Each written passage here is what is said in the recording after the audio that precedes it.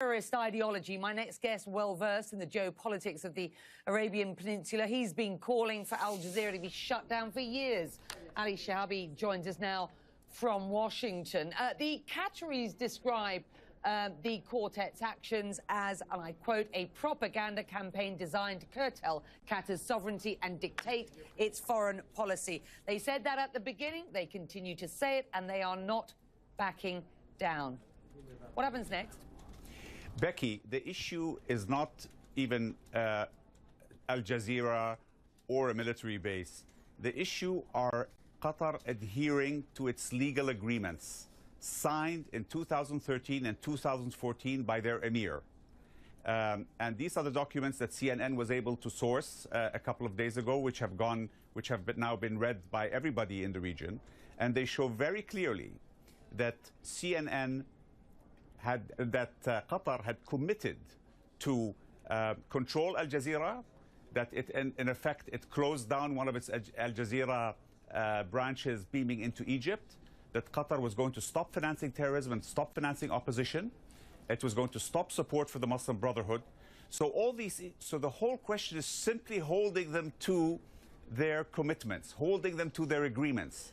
And that's why Secretary Tillerson's visit is not being, or his actions in the past few days, my understanding is they have not been taken well by the quartet, because this is not an issue of finding a reasonable solution. This is an issue of holding people to their international treaties. And as the Secretary of State and the chief diplomat, he should be upholding these treaties. Yep.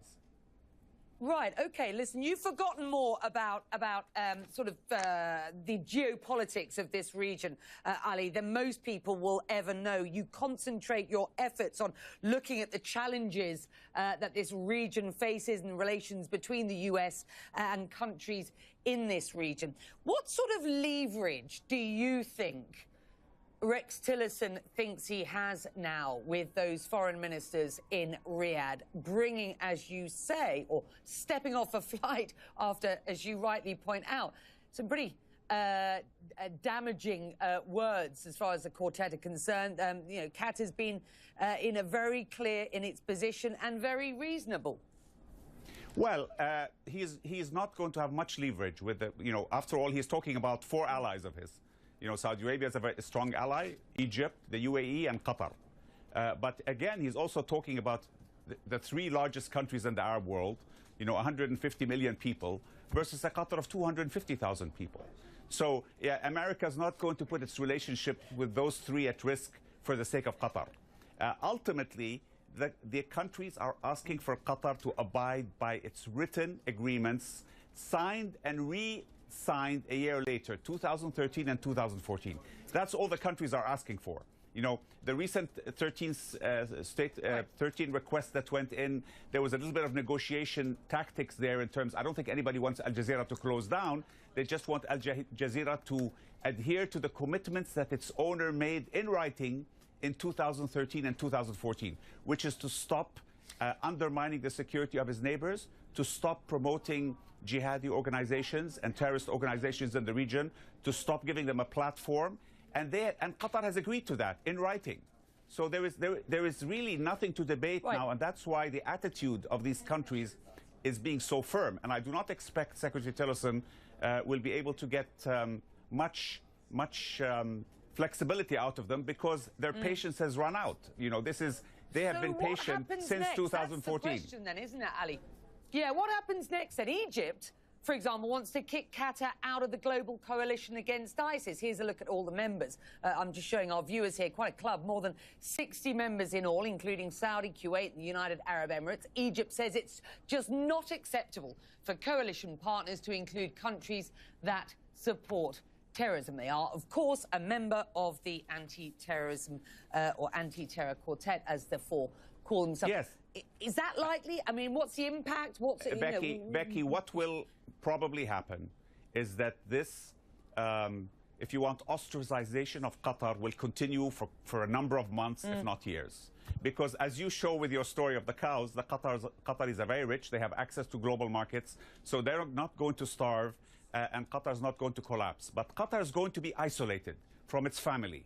And, you know, they may be thrown out of this or that coalition, but the most potent thing is that this embargo on Qatar is going to, or blockade if you want, whatever you want to call it, by these three countries and by Egypt is going to continue until the Qataris meet their written commitments, which they made in 2013 and 2014. It's as simple as that. And as the chief diplomat, Secretary Tillerson should understand that better than anybody. If you don't meet your written commitments signed by your head of state, there's nothing left for diplomacy or the rule of law in trying to bring order to the region. Just very, very briefly, because you're in Washington, is there a complete disconnect between the White House's foreign policy when it comes to this story in Saudi and the State Departments and the DODs? I think there is a feeling in Washington and even in the region that Secretary Tillerson, you know, Qatar was Exxon's most important foreign investment. So he has dealt with Qatar extensively for years. He knows them very well. They're his closest relationship. So it's understood that he brings, you know, a certain empathy for them. So I think that guides him a little bit in what he's doing. But ultimately, the reality is that you have the three most powerful Arab countries that are America's close allies also, and you have the legal standing of the agreements that they signed with Qatar. And America should be upholding the rule of law over everything else. So, you know, you signed an agreement, it's public, you see the conditions, meet those conditions. They've been there from 2013 and 2014, and the patience has run out. Nobody's going to take your word anymore. Nobody's going to take the word of Qatar signing, you know, an anti-MOU with Secretary Tillerson yesterday. Frankly, that's hardly worth the paper it's written on. Because if the Emir of Qatar can make multiple undertakings in writing, agreements with his allies in the region, and then break them immediately, then what's the signature of Qatar worth? Frankly, nothing. Ali Shihabi is the executive director at the Arabian Foundation out of Washington. For you, sir, we appreciate your analysis, and we are staying on top of this story for you. If you